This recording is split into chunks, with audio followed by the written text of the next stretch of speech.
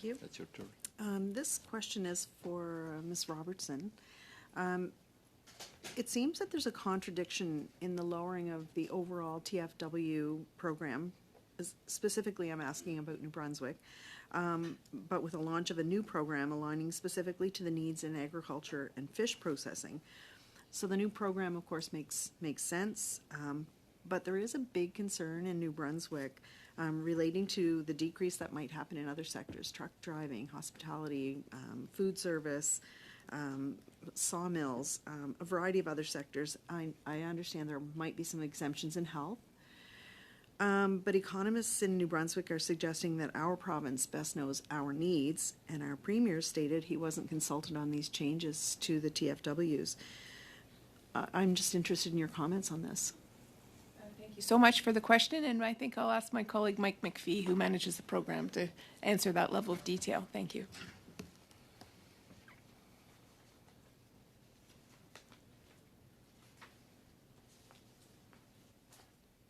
Thank you very much for the question. In terms of the changes that are being proposed, what we are doing is realigning existing workers from the low-wage stream into the new program reform stream that I discussed previously. So that's the plan in that space, and I explained why that was done. As it relates to the adjustments that were announced in March were very specific to returning back to a lower cap in terms of the number of percentage of temporary foreign workers that could constitute the workforce for a specific employer. So prior to, or when we introduced the Workforce Solutions Roadmap, we had identified a 30% cap for 7 specific sectors and 20% for the other sectors. Mm-hmm. What we've done is there's 4 of those 7 sectors, we excluded construction and healthcare sectors that are returning back to that 20% cap. As I previously stated, we have to remember that the Temporary Foreign Worker Program is designed to support employers who are unable to find workers domestically.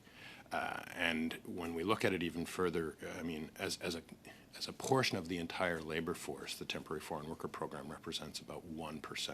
So if the entire labor force is about 21 million, we're in the 200,000 or so workers on an annual basis.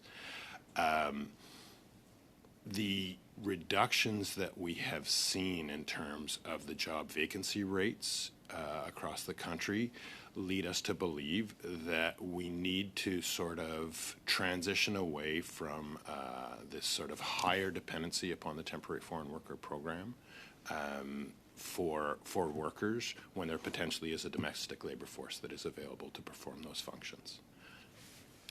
So according to the economists and the premier of our province, they're saying that we don't have that labor force availability in the province, and that we do need to continue to have the amount of TFWs, and not just in specific sectors. The premier did say he wasn't consulted. Have there been consultations with the departments within the provinces? And as I said previously, and thank you for the question, sorry, we did not consult directly with the provinces on the reduction back down to the 20% cap. We took a larger economic view of what was going on in the labor market and made the determination that because of those significant reductions in the job vacancies, as well as the increase in the unemployment rate, that the correct course of action was to return to pre-COVID levels in terms of program parameters. And in fact, that the cap of 20% is still above what it was prior to COVID. I guess my last question, do I have time for, my last question would be, how nimble are these changes going to be? If it's found that that isn't the case, or that there is more need, how nimble can we be in adjusting?